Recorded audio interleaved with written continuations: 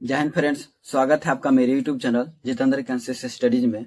दोस्तों, आज हम प्रकाश के परावर्तन के इस वीडियो में मुख्य रूप से हम जो है चिन्ह परिपाटी और जो है दर्पण सूत्र के व्यंजक पर चर्चा करेंगे, जो एग्जाम में पूछा जाता है, बहुत ही महत्वपूर्ण होते हैं। और ये जो हम सूत्र का जो व्यंजक प्राप्त करेंगे, ठीक है, सिद्ध जो करेंगे, ये जो होता है 5 नंबर के सवाल में आता है और क्लास 10th के दृष्टिकोण से ये बहुत ही महत्वपूर्ण टॉपिक है। तो चलिए हम इसको समझते हैं और देखते हैं कैसे बनता है। तो सबसे पहले हम देखेंगे चिन्ह परिपाटी। तो देखिए, यहाँ लिखा हुआ चिन्ह परिपाटी। चिन्ह परिपाटी को इंग्लिश में कहते हैं हम साइन कन्वेंशन कहते हैं। क्या कहते हैं? साइन कन्वेंशन कहते हैं। ठीक है, अब देखिए यहाँ पे साइन मीन्स क्या होगा? चिन्ह हो जाएंगे, और परिपाटी का मतलब होता है कन्वेंशन। चिन्ह परिपाटी वह नियम या पद्धति है जिसके आधार पर दर्पणों और लेंस के साथ काम करते समय विभिन्न मात्राओं, अब मात्राओं के इस अंतर्गत जो आते हैं वो आता है वस्तु की दूरी, छवि की दूरी। ठीक है, यानी वस्तु की दूरी को हम लोग बिंब दूरी भी कहा जाता है, ध्यान रखिएगा। और ये छवि जो है ये प्रतिबिंब को कहा जाएगा, जो प्रतिबिंब बनते हैं। उसके बाद जो है फोकस दूरी, ठीक, उसके बाद जो है वक्रता, त्रिज्या और ऊंचाई के लिए धनात्मक या ऋणात्मक चिन्ह निर्धारित किए जाते हैं। यानी कि दर्पण या लेंस हो, दर्पण के तो बारे में हम आपको पढ़ाएं, लेकिन लेंस के बारे में नहीं पढ़ाएं। तो लेंस हम जो है प्रकाश का बर्तन में पढ़ेंगे। है वस्तु का प्रतिबिंब जो होते हैं वो क्या होता है कि कभी वस्तु का प्रतिबिंब दर्पण के पीछे बनते हैं तो कभी दर्पण के आगे बनता है। तो ऐसी स्थिति को स्पष्ट करने के लिए जो होते हैं इसमें धनात्मक या ऋणात्मक चिन्ह को दर्शाने के लिए ही जो है इसमें इसका इस्तेमाल करते हैं, चिन्ह परिपाटी का यूज किया जाता है। और इसे जो है आधुनिक निर्देशांक चिन्ह परिपाटी भी कहा जाता है। ठीक, ये चीज ध्यान रखिएगा। उसके बाद जो है इसमें क्या है, कुछ मुख्य नियम होते हैं जब हम दर्पण में, ठीक है, जब दूरी को मापते हैं तो मापते समय कुछ नियम को देखा जाता है। उस नियम के दायरे में रह करके हम उसको बनाते हैं या फिर उससे संबंधित हम आंकिक प्रश्न लगाते हैं। ठीक है, तो चलिए देखते हैं, इसको समझेंगे। सबसे मुख्य बिंदु, पहला पॉइंट क्या होता है, दर्पण की जो होती है सभी दूरी दर्पण के ध्रुव से मापी जाती है। ठीक है, सभी दूरियां कहाँ से मापते हैं? दर्पण ध्रुव से। चलिए हम आपको दिखाते हैं। सबसे पहले हम अवतल दर्पण में देखेंगे, फिर हम आपको उत्तल दर्पण में बना के दिखाएंगे। ठीक है, ये रहा आपका अवतल दर्पण। इसका मान लीजिए हम रख लेते हैं m और m' रख लेते हैं। ठीक है, और यहाँ पे ध्यान देने वाली बात है, ये क्या आपका प्रधान अक्ष है। इसको क्या कहते हैं? इसको हम जो है प्रधान अक्ष कहते हैं। प्रधान अक्ष या फिर इसको हम मुख्य अक्ष भी कहते हैं, मुख्य अक्ष। और इसे इंग्लिश में कहते हैं प्रिंसिपल एक्सिस। ठीक है, प्रिंसिपल यानी प्रधान, एक्सिस मतलब अक्ष हो जाते हैं। ठीक है, अब देखिए क्या होता है। अब यहाँ पे सबसे पहले दर्पण में यहाँ पे जो मुख्य बिंदु होते हैं, जो दर्पण को 2 बराबर भागों में बांटने का काम करते हैं, जो बिंदु होते हैं उसको हम मानते हैं ध्रुव। और क्या मानते हैं? ध्रुव। ध्रुव को पी से सूचित किया जाता है, ये किस बिंदु को पी से सूचित करेंगे। ठीक है, अब देखिए, अब ये क्या है, ये फोकस होता है यहाँ पे, और यहाँ पर जो है वक्रता केंद्र होता है। सी से दर्शाते हैं फोकस को, एफ से दर्शाते हैं। तो अब इसमें सबसे पहले नियम क्या है कि दर्पण की सभी दूरियां जो होते हैं ध्रुव से मापी जाती है। इसलिए जो है ध्रुव और फोकस के बीच की दूरी को क्या कहते हैं? फोकस दूरी कहते हैं। और फोकस दूरी को, यानी कि इसके बीच की दूरी क्या कहते हैं? फोकस दूरी, जो कि हम आपको पहले बता चुके हैं ये सारे चीज, लेकिन एक बार फिर से रिविजन कर लीजिए। फोकस दूरी, इसे हम लोग एफ से सूचित करते हैं। ठीक है, और ध्रुव से वक्रता केंद्र के बीच की दूरी को क्या कहते हैं? वक्रता त्रिज्या कहते हैं। मतलब यहां से यहां तक की दूरी को क्या कहते हैं? वक्रता त्रिज्या, जिसको हम आर से सूचित करते हैं, वक्रता त्रिज्या कहते हैं। समझ गए? यानी कि आप अगर मान लीजिए हम यहाँ पे वस्तु रखते हैं, किसी भी चीज को कहीं भी रखेंगे, चाहे मान लीजिए अनंत और वक्रता केंद्र के बीच वस्तु को रखें, या फिर फोकस और वक्रता केंद्र के बीच की दूरी रखें, तो वस्तु जो दूरी होगा वो जो मापा जाएगा वो दर्पण के ध्रुव से मापा जाता है हर हमेशा। इस बात को ध्यान रखना है। इसीलिए जो होता है इसका पहला पॉइंट क्या है कि दर्पण जो होता है सभी दूरियां दर्पण के ध्रुव से मापा जाता है। इसमें कोई डाउट नहीं होगा। ठीक है, अब अगला बिंदु देखते हैं। अगला बिंदु क्या कहता है, मुख्य अक्ष की ओर दाईं दिशा को धनात्मक एवं बाईं दिशा को ऋणात्मक माना जाता है। अब ये क्या है, इसको समझिए। ये जो हमने आपको पहले बताया कि आपका मुख्य अक्ष है, तो मुख्य अक्ष देखेंगे यहाँ से यहाँ तक है, दर्पण ये पीछे होता है। ये दर्पण क्या होता है, एक ही स्थिति में अवतल दर्पण में वस्तु का प्रतिबिंब जो होते हैं वो जो होता है दर्पण के पीछे बनता है। जब वस्तु जो होते हैं वो ध्रुव और फोकस के बीच यहाँ कहीं स्थित होता है, तब इस वस्तु का, ये जो वस्तु है इसका प्रतिबिंब दर्पण के इस तरह बनते हैं, डस डस करके यहाँ पे, और बड़ा बनता है। तो इस केस लिए देखेंगे इधर भी तो प्रधान अक्ष होना चाहिए, तो प्रतिबिंब के लिए, समझे। तो प्रतिबिंब के लिए भी मान लीजिए इधर होगा तो इसको भी मापा जाता होगा। तो इसके लिए हम आपको इसको बढ़िया से फिर से मिटाकर इसको तब समझाते हैं, ठीक है।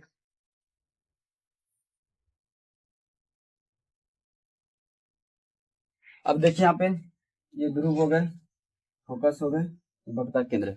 अब समझिए, जब भी प्रकाश की किरण आते हैं तो आप देखेंगे यहाँ पर जो है इसी दिशा में डायरेक्शन में आता है नहीं आता है।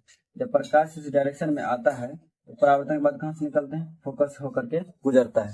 तो ये जो दिशा है, जो मुख्य अक्ष आप देख रहे हैं, ठीक है, यहाँ से यानी कि ध्रुव से, ये ध्रुव हो गए, ध्रुव से बाया, इधर क्या हो गए, बाया मान लीजिए, बाया इस तरफ, क्योंकि हाथ जो है इस तरफ से बाया है और इधर दाया होता है, इसको दाया माना जाता है, दाया मानते हैं।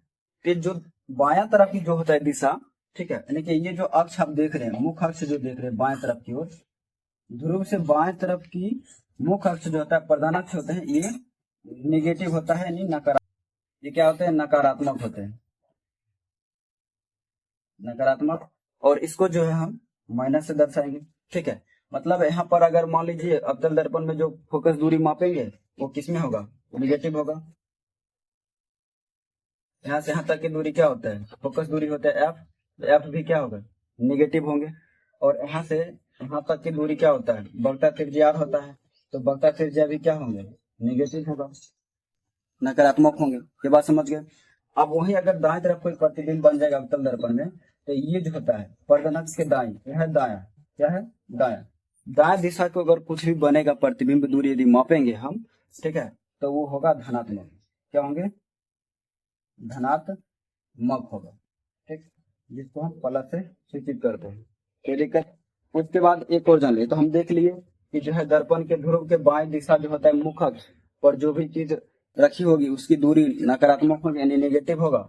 और जो है दर्पण के ध्रुव के दाईं ओर की दिशा मुख्य अक्ष पर यदि कुछ भी रखा हुआ होता है, कुछ भी बनेगा प्रतिबिंब, तो उसका जो चिन्ह होगा वो धनात्मक होगा। ये तो समझ गए हैं, ठीक है। अब एक और है, इसलिए ये पहला यही तक फिनिश हो गए। उसके बाद तीसरा देखिएगा, मुख्य अक्ष के ऊपर की दिशा को धनात्मक तथा नीचे की दिशा को ऋणात्मक माना जाता है। अब ये क्या है, इसको समझते हैं। देखिए ये मुख्य अक्ष है आपका, ये समझ रहे हैं, ये है मुख्य अक्ष। और अब मान लीजिए यहाँ पर तो रखा हुआ था वस्तु ना नकारात्मक, और इधर देखिए धनात्मक होता है, कि वस्तु को हम जो रखेंगे हमेशा ऊपर ही रखते हैं। अब यदि हम ऊपर रखेंगे तो ये जो ऊपर है ये वस्तु कैसा है, सीधा है, सीधा दिख रहा है। जब सीधा रखते हैं ना तो इसको जो है ऊपर की दिशा को, ऊपर जो खड़ा है, कोई भी चीज रहता है खड़ा, कहीं भी रखेंगे वस्तु को तो ऊपर की दिशा को इसको धनात्मक माना जाएगा। ऊपर की दिशा क्या मानेंगे, धनात्मक। ये जो होता है वस्तु की ऊंचाई कर दीजिए, सीधा समझिए क्या है, वस्तु की ऊंचाई, वस्तु बोले या बिंब, वस्तु या फिर बिंब की ऊंचाई, बिंब की ऊंचाई क्या हो जाएंगे, धनात्मक। अब वही मान लीजिए, क्योंकि वस्तु को हर हमेशा यही रखेंगे, ऊपर रखा जाता है, नीचे लटका कर कभी रखते नहीं। तो ये जो वस्तु प्रतिबिंब वस्तु को ऊपर रखें तो ऊंचाई इसका क्या होगा, धनात्मक प्लस में। लेकिन अब वस्तु के जब प्रतिबिंब बनते हैं अवतल दर्पण में, तो अधिकतर जो होता है स्थिति में, ज्यादातर स्थिति में वस्तु का प्रतिबिंब कैसा बनता है, नीचे बनता है, वास्तविक और उल्टा बनता है। तो जब वस्तु का यहाँ रखते हैं तो ये जो दर्पण से परावर्तन बाद फोकस होकर के जो नीचे प्रतिबिंब बनता है, तो उल्टा जो प्रतिबिंब बनेगा, उल्टा प्रतिबिंब को ही, उल्टा प्रतिबिंब मतलब क्या, वस्तु सीधा है लेकिन उसका प्रतिबिंब ऐसे उल्टा बन रहा है। वस्तु ऐसे रखे हैं लेकिन दर्पण जब देखे प्रतिबिंब तो उसका ऐसे उल्टा प्रतिबिंब बन रहा है, ठीक है। तो ये जो उल्टा होगा वो नेगेटिव को दर्शाया जाएगा, ठीक है। यानी कि ये प्रतिबिंब यदि उल्टा बने या फिर प्रधान अक्ष के नीचे होगा, ठीक है, उसका प्रतिबिंब तो ऋणात्मक हो जाएगा, ऋणात्मक यानी कि नेगेटिव संदर्शन। तो अब देख लिए यहाँ भी वही स्थिति होगा, यदि ऊपर बन रहा है वस्तु प्रतिबिंब ऊंचाई को धनात्मक माना जाएगा, धनात्मक, और नीचे के डायरेक्शन को ऋणात्मक। उम्मीद करते हैं इसमें किसी भी तरह कोई आपको दिक्कत नहीं होगा। अब देखिए चौथा वही लिखा हुआ है, अब आपकी प्रकाश की दिशा को हमेशा धनात्मक माना जाता है, ठीक, यानी कि जब भी प्रकाश आती है तो प्रकाश आने को आपकी कहते हैं, तो जब जिस दिशा में आता है उसको हमेशा धनात्मक ही माना जाता है, जो हम आपको पहले बता दिए। प्रकाश ऐसी स्थिति में इससे आता है, ठीक है, परावर्तन होकर फोकस होकर गुजरता है, तो इसको हमेशा क्या मानेंगे, धनात्मक। और ऑलरेडी हम आपको बताएं ऊपर की दिशा क्या माना जाता है, धनात्मक ही मानते हैं, प्रधान ऋणात्मक मान। चलिए हम आपको उत्तल दर्पण में दिखाते हैं। अभी जो हमने आपको चित्र बनाकर बताया था वो अवतल दर्पण बताए हुए थे, ठीक है। अब हम आपको बता रहे हैं उत्तल दर्पण में। तो देखिए उत्तल दर्पण में जो है वस्तु का चिन्ह परिपाटी, ठीक है, चिन्ह परिपाटी देखिए इसमें क्या होता है, ये ध्रुव होता है, जैसे उसमें होता है ध्रुव को पी से सूचित करते हैं, ठीक है। उसके बाद देखिएगा यहाँ पर क्या होता है, वस्तु का फोकस इस तरफ होता है और वक्ता केंद्र इस तरफ होता है। क्यों? क्योंकि उत्तल दर्पण वस्तु का प्रतिबिंब हर हमेशा आभासी बनता है, यानी कि दर्पण के पीछे बनते हैं, ठीक है, सीधा बनता है और छोटा बनता है, ठीक है। तो ध्रुव के दाईं ओर के हर हमेशा क्या होता है, दूरी धनात्मक माना जाता है, यानी कि ये जो प्रधान अक्ष है, ये जो मुख्य अक्ष है, मुख्य अक्ष, ठीक है, यानी प्रधान अक्ष, यहाँ से यहाँ तक की दूरी हर हमेशा क्या होंगे, ये धनात्मक होगा, धनात्मक, ठीक है। यदि नीचे भी प्रतिबिंब बनेगा तो होगा नकारात्मक। ये इसके बारे में हम बोल रहे हैं, यहाँ से यहाँ तक को दूरी क्या होगा इसका, धनात्मक, यानी कि इसमें जो होगा फोकस दूरी, यहाँ से यहाँ तक की दूरी को फोकस दूरी कहते हैं। ये फोकस दूरी क्या होगा, पॉजिटिव होगा, धनात्मक होंगे। और जो है यहाँ से यानी कि ध्रुव से लेकर के वक्ता केंद्र, ये जो देख रहे हैं वक्ता केंद्र के बीच की दूरी को कहते हैं वक्ता त्रिज्या कहते हैं, इसको आर से सूचित करते हैं। ये आर कैसा होगा, पॉजिटिव होगा, धनात्मक होगा, ठीक है, क्योंकि ये क्या है, ये ध्रुव के दाएं तरफ क्या स्थित है, फोकस दूरी और वक्ता केंद्र है। उसके बाद देखिए, और हर हमेशा इधर जो दूरी होता है आपको मालूम है, प्रधान अक्ष जो होते हैं ऋणात्मक होता है, ऋणात्मक, नेगेटिव होगा, ठीक है। ऊपर का इसमें भी डायरेक्शन क्या होंगे, धनात्मक होगा, यानी वस्तु का ऊंचाई जो होता है धनात्मक प्लस होंगे, और नीचा भी डायरेक्शन क्या होगा, धनात्मक होगा, सॉरी, नीचे की दिशा की दूरी क्या होंगे, ऋणात्मक होंगे, और यहाँ पर भी ऊपर की दिशा जो होगा धनात्मक होगा, धनात्मक प्लस होगा, और नीचा हमने आपको बताया जो नीचा की जो दिशा होगा वो ऋणात्मक होगा।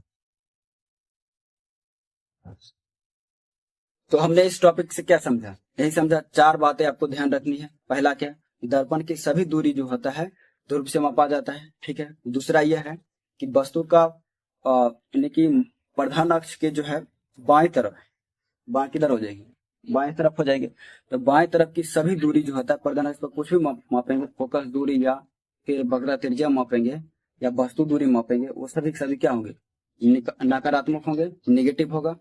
और मुख्य अक्ष या फिर कह सकते हैं आप ध्रुव के दाईं ओर पर मुख्य अक्ष की सभी दूरियां जो होता है जो भी उस पर स्थित होगा, ठीक है, फोकस दूरी हो या प्रतिबिंब दूरी हो या वक्र त्रिज्या हो, वो सभी दूरियां क्या होगा, धनात्मक होगा, ठीक है। और दर्पण के ऊपर की दिशा यानी कि ये क्या है, मुख्य अक्ष है, मुख्य अक्ष के ऊपर की दिशा हर हमेशा चाहे बाएं हो या दाएं हो, दोनों तरफ कैसा बनता है, धनात्मक बनते हैं। और मुख्य अक्ष के नीचे की ओर चाहे बाएं हो या दाएं हो, दोनों क्या होते हैं, ठीक है। और तीसरा यह पॉइंट है कि आपतित प्रकाश की दिशा जो होता है हर हमेशा क्या होता है, धनात्मक होता है, तो इस डायरेक्शन में आता है, कोई दिक्कत। चलिए हम एक चार्ट बनाते हैं, आपको समझाते हैं सारणी के माध्यम से, ठीक है। उन सभी चिन्ह को जो है, सभी दूरियों के चिन्ह को हम आपको स्पष्ट कर दे रहे हैं, ठीक है। देखिएगा, समझिए, देखिए यहाँ पर है अवतल, यानी कि दर्पण दो तरह के होते हैं, एक अवतल दर्पण, दूसरा क्या होता है, उत्तल दर्पण होता है। अवतल दर्पण को क्या कहते हैं, कॉनकेव मिरर, और उत्तल दर्पण को कॉन्वेक्स मिरर कहते हैं, ठीक, ध्यान रखिएगा। इसके बाद जो वस्तु को बिंब भी कहते हैं, जिसको दूरी को वस्तु दूरी के यू से सूचित करते हैं। प्रतिबिंब दूरी जो होता है, ठीक है, वस्तु जो प्रतिबिंब तो बिंब बनते हैं और फोकस से यहाँ पर फोकस से सॉरी ध्रुव से लेकर के यहाँ पर वस्तु प्रतिबिंब बनता है, उसके बीच की दूरी क्या कहते हैं? प्रतिबिंब दूरी कहते हैं। उसको भी से सूचित करते हैं, फोकस दूरी गैप से और वक्रता त्रिज्या को आर से। ठीक, अब देखिए यहाँ पे हम आपको एक डायग्राम बना के उसे दिखा देते हैं। ये क्या आपका अवतल दर्पण है, निष्पक्ष है, ये आपका फोकस होगा, ये आपका वक्रता केंद्र होगा। ठीक है, मान लीजिए हमने वस्तु को अवतल दर्पण है और वस्तु को हमने यहाँ रखे, रखने के बाद क्या होता है? वस्तु परावर्तित होती है, परावर्तित होने के बाद यहाँ पे कहाँ से लोग फोकस होकर गुजरते हैं। ठीक है, और ये जो होगा होने के बाद जो है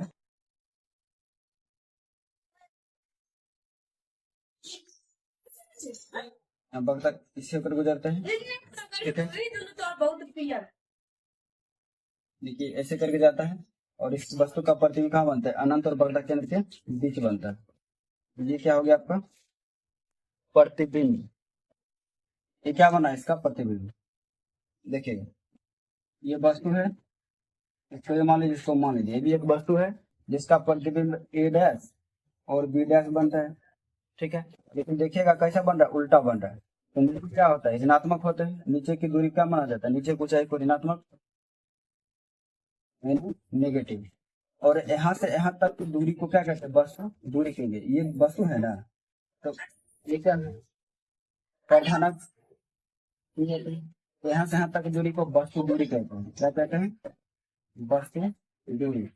और वस्तु दूरी को यू से सूचित करेंगे। हम आपको पहले बता चुके हैं कि जो प्रधानक पर यदि कुछ रखा हुआ तो क्या होता है? इस पर रखा हुआ वस्तु का चिन्ह नेगेटिव होगा, नकारात्मक होगा। इसलिए वस्तु का जो होता है दूरी नेगेटिव होता है। किसमें? अवतल दर्पण में हर हमेशा, क्योंकि अवतल दर्पण में जब भी वस्तु को रखेंगे तो इसी दिशा में रखेंगे। ठीक है, तो जब इसी दिशा में रखेंगे तो इसका वस्तु दूरी क्या होगा? नेगेटिव ही होगा, नकारात्मक ही होगा। ठीक, इसलिए देखिए यहाँ पे वस्तु दूरी क्या हो जाएंगे? नेगेटिव हो जाएंगे, नकारात्मक होगा। अब प्रतिबिंब की दूरी देख लीजिए, जब भी अवतल दर्पण वस्तु का प्रतिबिंब बनता है वो कैसा बनता है?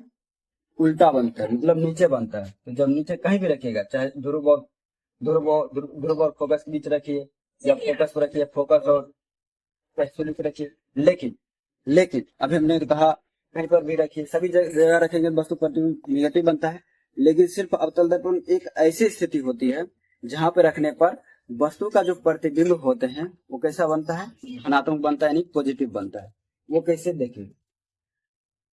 जब वस्तु को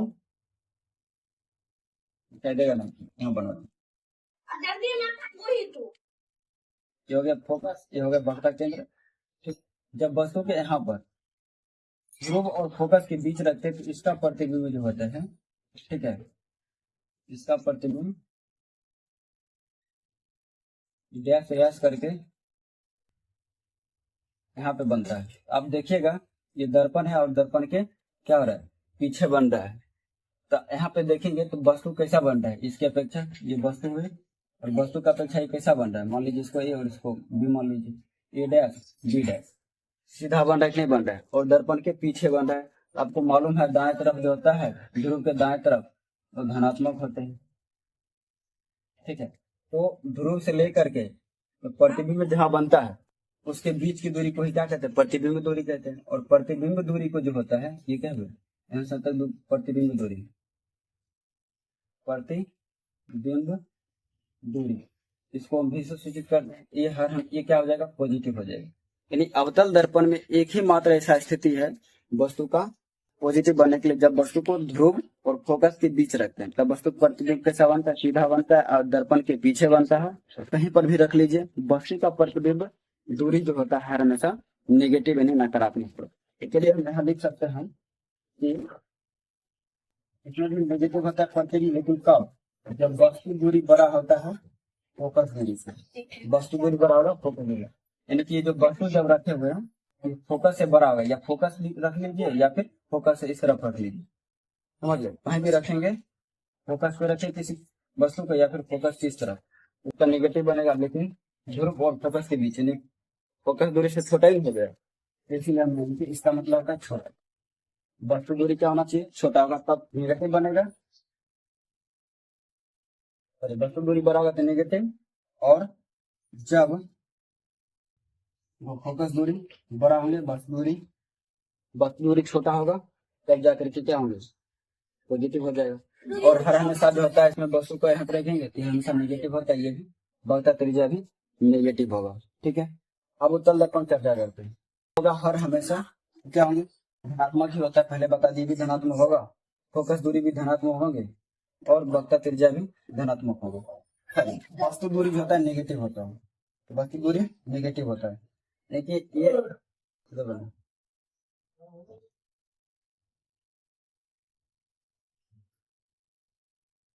ये देखिए आपका रहा उत्तल दर्पण। ठीक है, और इसमें वस्तु को हर हमेशा कहाँ रखेंगे, बाएं तरफ ही रखा जाता है। चाहे अवतल दर्पण है या उत्तल दर्पण है, वस्तु को किस तरफ रखेंगे, बाईं। जब बाईं ओर रखते हैं तो क्या हो जाएगा, नेगेटिव ऋणात्मक हो जाएंगे, नकारात्मक होगा यानी कि माइनस हो जाएगा, समझे।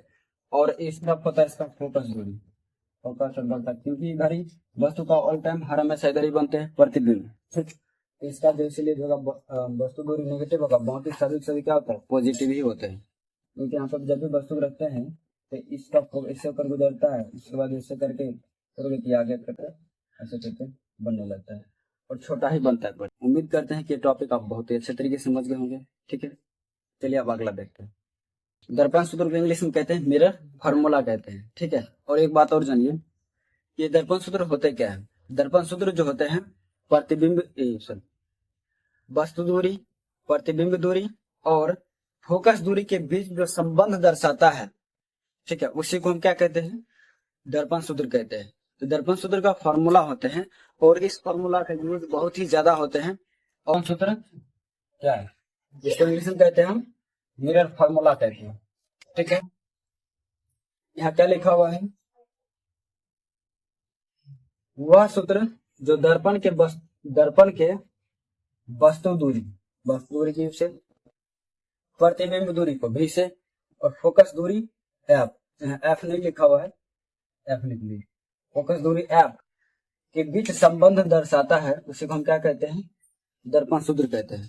ठीक है, उसके लिए उसके बाद देखिए यहाँ पे दर्पण सूत्र लिखे हुए 1/f बराबर 1/v प्लस 1/u, इसे को हम क्या कहते हैं, दर्पण सूत्र कहते हैं। ठीक है, यानी कि सवाल में से आता है यानी कि फोकस दूरी का व्युत्क्रम किसके बराबर होता है। फोकस दूरी के जो व्युत्क्रम होते हैं वो प्रतिबिंब दूरी के व्युत्क्रम प्लस में वस्तु दूरी के व्युत्क्रम के बराबर होता है, समझ गए।